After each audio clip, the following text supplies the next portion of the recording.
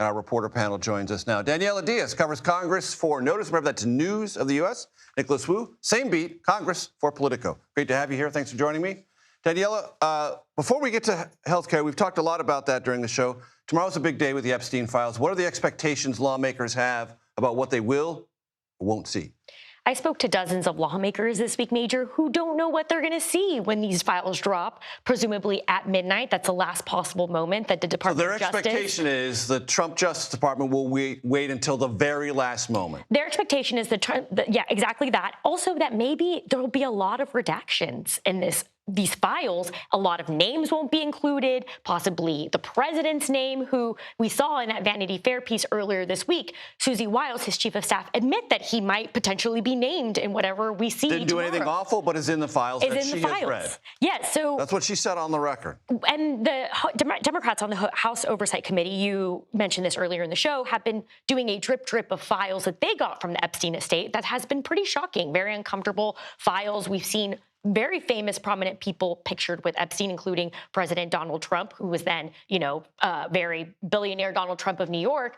But it's going to be, regardless of what we see, newsworthy, because it's either we see some very damning information or it's going to be that they didn't actually reveal much, and the MAGA-based Democrats that have been fighting for this are going to be disappointed. I mean, it's going to be potentially lose-lose. Nicholas, any thoughts? Well, I think the ongoing issue with these files will be what happens after that. There is this insatiable desire among, like Daniella was saying, the MAGA base, among conspiratorially minded folks who might think that, okay, this drop might have arrived, but what else is beyond that? And there might be nothing that the administration or the Hill could ever provide to allay that. To satisfy those who are of that particular perspective. Right. There's always going to be something more they're curious about. Danielle, I'm curious about your thoughts on what transpired this week when it comes to something that just doesn't happen that often. I can't emphasize this enough.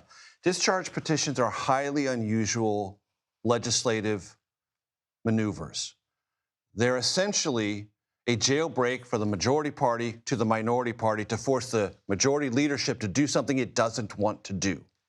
Highly unusual is saying it kindly. I mean, it's truly a tool. Nick and I have covered Congress at one point together at the same company.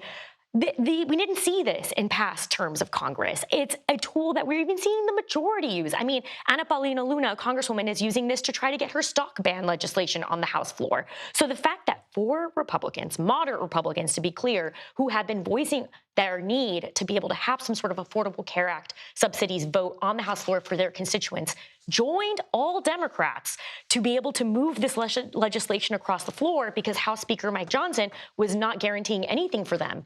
Incredibly notable. And Nicholas, I want to show our audience CBS polling on this question of the economy. President's speech last night is part of the context of it. 32% rated as good. 63% rated as bad. That is consistent with polling data from lots of other news organizations and polling firms.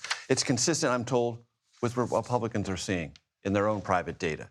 That's why the president is now, last week in Pennsylvania, last night on prime time, tomorrow in North Carolina, trying to switch the impressions of where this economy actually is.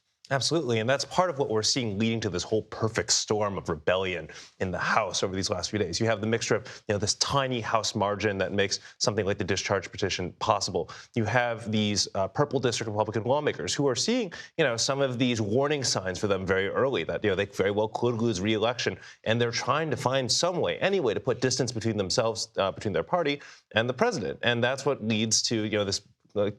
Danielle and I would often talk about how we have this boilerplate language we put into every story about a very rare procedural move of a discharge petition. We might need to amend that these days. Yeah, Danielle, we got about 30 seconds. It's now the norm.